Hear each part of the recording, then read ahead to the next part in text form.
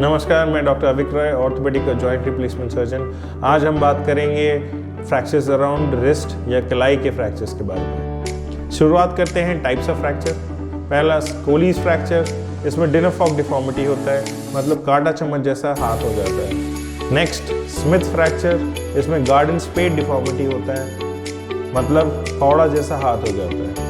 Then बार्डन्स fracture एक intra articular fracture है, इसका मतलब है कि जोड़ के अंदर फ्रैक्चर है। इसके दो टाइप्स होते हैं, डॉर्सल और वोलर बार्डन। ये स्मिथ फ्रैक्चर और कोलीज फ्रैक्चर को मिमिक करता है, लेकिन इसमें एक इंट्रा आर्टिकुलर कंपोनेंट है। Moving on to the anatomy of wrist joint के दो पहलू होते हैं। एक तरफ रहता है radius, distal end of radius, और दूसरी तरफ रहता है ulna. Majorly, wrist joint is composed of distal and radius and it is completed by ulna. दूसरी तरफ रहता है आपका दो छोटे छोटे बहुत ही महत्वपूर्ण बोन, स्कैफॉइड और लूनेट। इन दोनों बोन के बारे में हम दूसरे वीडियो में बात करेंगे। ये बहुत ही महत्वपूर्ण बोन है जो हमारा रिस्ट जॉइंट का एक पार्ट है। मैं आपको ये बताना चाहूँगा, wrist joint is the most common fractured bone in whole of the world. आगे बढ़ते हैं ट्रीटमेंट के बारे में।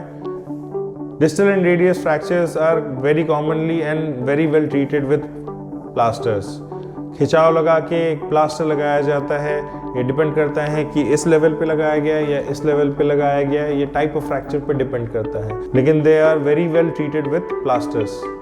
केवल 3 सिनेरियोज में सर्जरीज ऑप्ट किया जाता है।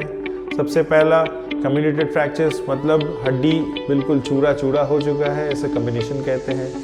दूसरा डाई पंच फ्रैक्चर या डिप्रेस फ्रैक्चर्स, हड्डी का सतह, जोड़ का सतह जब अंदर डिप कर जाती है या घुस जाती है, उसको डिप्रेस फ्रैक्चर कहते हैं। थर्ड बार्टन्स फ्रैक्चर, जैसे मैंने पहले समझाया है, ये एक फ्रैक्चर ऑफ नेसेसिटी है। ये जोड़ के अंदर फ्रैक्चर है, तो उसे चूल से चूल मिलाना बहुत ही ज़रूरी है। ये सर्जरी से ही पॉसिबल है। आगे बढ़ते हैं टाइप्स ऑफ सर्जरी। सर्जरी 2 तरीके से किया जाता है, एक ओपन करके, मतलब चीरा लगा के प्लेट लगाना।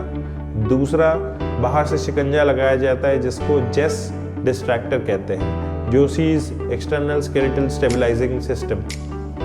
आगे बढ़ते हैं रिकवरी के बारे में। आपने सर्जरी करवा लिया, कितने दिन में आप रिकवरी एक्सपेक्ट कर सकते हैं? सर्जरी के बाद हम कोई प्लास्टर नहीं लगाते हैं। 5th to 7th डे में मूवमेंट हम इनिशिएट कर सकते हैं, and by the end of 1 month full movement आप अचीव कर सकते हैं। हैवी एक्सरसाइजेस आप 2 महीने में एक्सपेक्ट कर सकते हैं। इन केसेस ऑफ प्लास्टर्स, क्योंकि 45 डेज तक ये एक प्लास्टर में बंधा रहता है, stiffness is very common. Full movement achieve करने में लगभग 45 डेज और लग जाते हैं।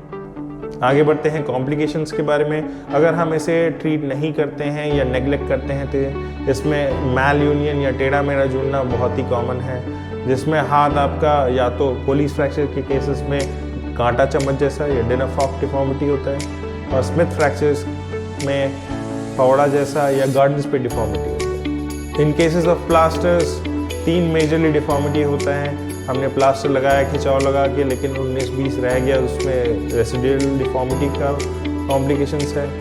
हमने प्लास्टर लगाया लेकिन ठीक से हमने रिड्यूस या बैठाया नहीं है, इसमें मैल यूनियन का कॉम्प्लिकेशंस रह सकता है। एंड जॉइंट स्टिफनेस, जो कि प्लास्टर के केस में सबसे कॉमन है। ये 3 कॉम्प्लिकेशंस आर मेजरली देयर।